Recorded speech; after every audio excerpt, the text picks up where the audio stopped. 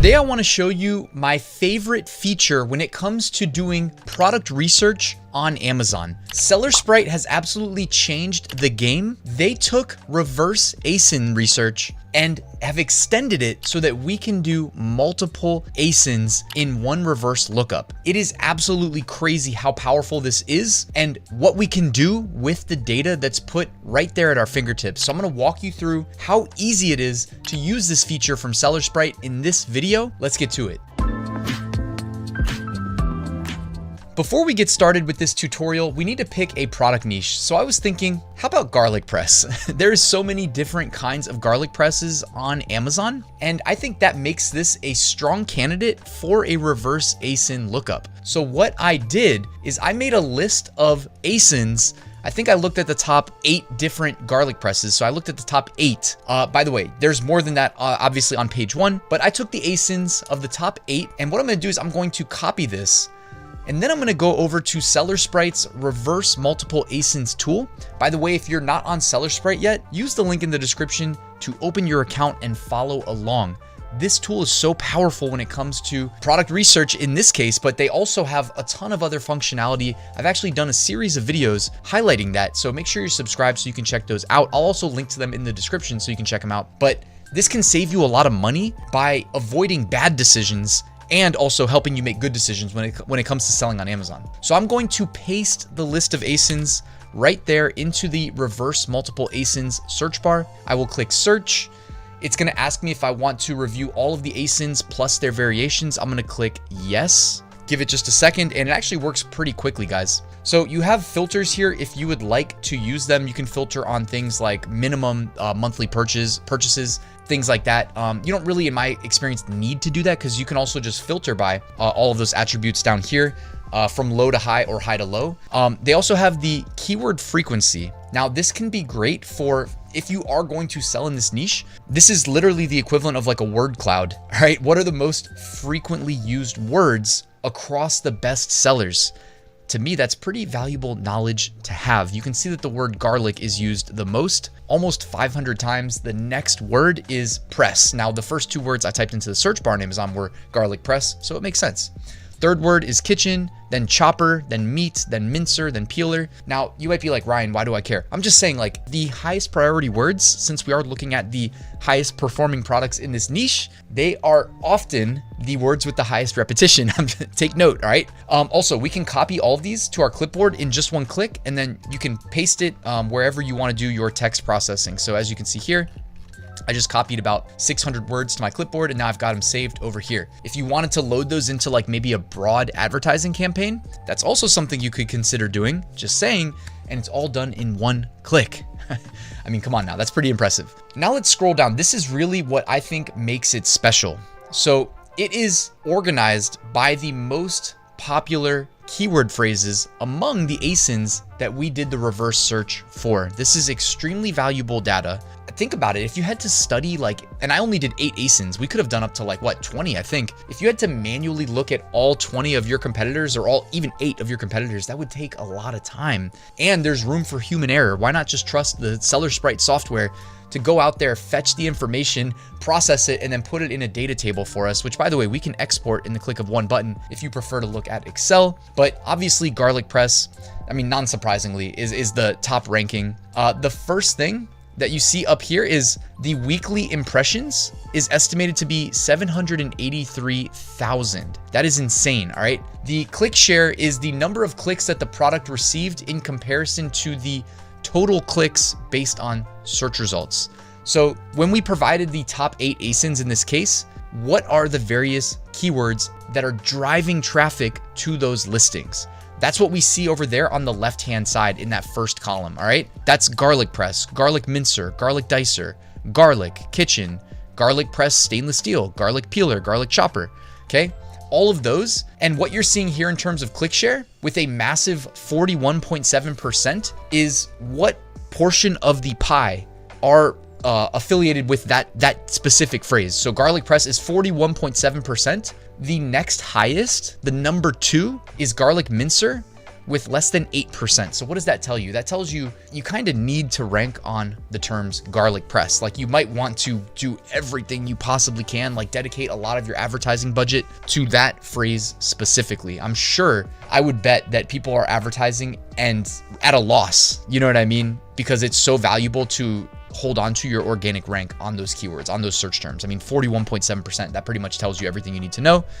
You can see the trend, all right, the monthly searches, the year-over-year growth, and the ABA rank. Now, the ABA rank is the number of units that need to be sold over the last 8 days in order for this product to rank on the top half of page 1 on these search terms. So I told you guys, this is a competitive niche, all right? For the keyword phrase garlic press, the ABA rank is estimating in the last 7 days, or not the last 7 days, but about like the last week or so, that you need to sell 1,807 to rank in the top half of page 1. I mean, that is insane, but there are products on Amazon that move volume like that, you know, garlic presses being one of them. You can see here the monthly searches. All right, so it is estimating about 226,000 searches a month for, in this case, garlic press. Obviously, if you compare that one row down to garlic mincer, that drops down to 80,000 searches. So again, the volume on garlic press is much higher. And below that, you have the daily searches with 7,545. The next column, these are the number of purchases generated on those search terms in a month. So you can see garlic press generates about 16,478 sales from people that search garlic press on Amazon. And that represents about 7.28%. So basically, I think that's the math they did there is the number of sales divided by the monthly search volume. So that should be 16,478 divided by 226,000. The SPR is very similar to what we talked about with the ABA, trying to get your product ranked, how many sales you need. Title density, how many products on page 1 contain that search term in their title, okay? That's a good indicator because we know the title sends the strongest signal to the algorithm of what keywords you want to rank on. The products are the total number of products returned in a customer search when you search for those terms. So garlic press generated 14,074 results. And that factors into the next column, the demand to supply ratio, where you take the search volume and divide that by the search results. So in this case, you're dividing monthly searches by the number of products indexed on those search terms. That gives you a number. What you really need to know is that the demand to supply ratio, or DSR column, the higher that number, the better. So it actually would make some sense to even consider sorting by that column, which, by the way, you can do that right here. You can sort by DSR just by clicking and it'll do that, but I don't want to interrupt kind of the flow, so I'm not going to do that right now. Click concentration is taking the top 3 ASINs on garlic press in this case and dividing them by the total number of clicks on those search terms. So the top 3 listings indexed on garlic press, meaning organic wise, like towards the top of the page, they capture about 35.3% of the overall pie, of the overall clicks on those search terms. That is insane. It shows why you'd be able to operate at a loss in terms of advertising and be hyper competitive to try to rank on those keywords garlic press. SellerSprite even gives you the PPC bid. So when you go in there, you're not just bidding blindly, all right? You know what to expect with regards to what price range should I be paying. Now, if you've ever run Amazon ads, you typically, in my experience, like you definitely want to pay the most for your exact match. So if I go in and set a manual campaign up, I'm going to bid the most for the exact match on garlic press. I could still add garlic press to a phrase match, of course. And then you could, someone might type in like garlic press for chef or garlic press for kitchen, right? So that's a phrase match, not an exact match. And then of course, broad match, I'd bid the least, okay? So the PPC bid, that is definitely valuable information. And I'm guessing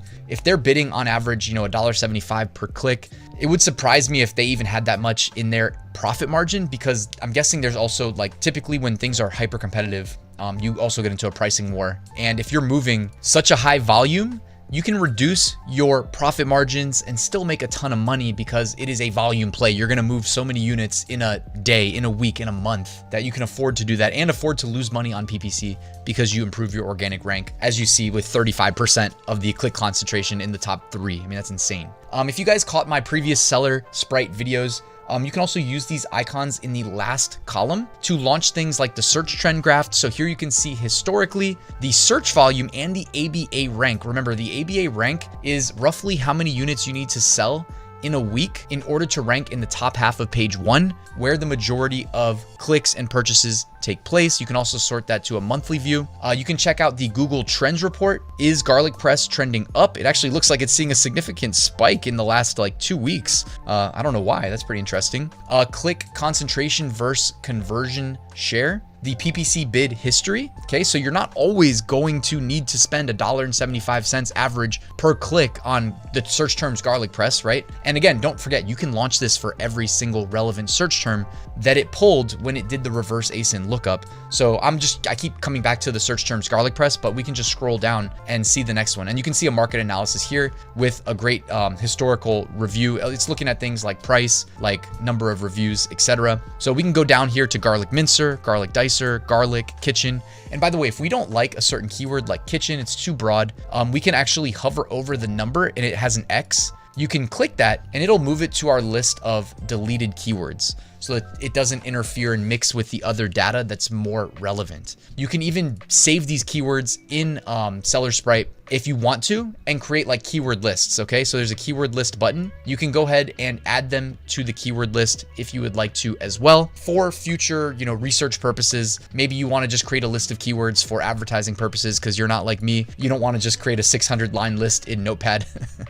Anyways, guys, I think that's just about everything there was to show for the reverse ASIN function. It is so powerful. And remember, it's twofold why this is important. It's number one, because it's going to help you find winning products. But number two, almost more importantly, at least out of the gate, it's going to help you avoid losing products, because assuming you're doing FBA, you know what I mean? Regardless of what you're selling, we looked at garlic presses, but it doesn't matter what you're selling. You're going to have to pay money up front for those units, and then you have to pay to ship them. That can be scary, especially for beginners. So using a tool like SellerSprite can really assist you in finding a winner and avoiding what, would really suck as a losing first product. I don't wish that on anybody. So do what you can to look out for yourself. Leverage the power of tools like SellerSprite, guys. It's linked at the top of the description. Check it out.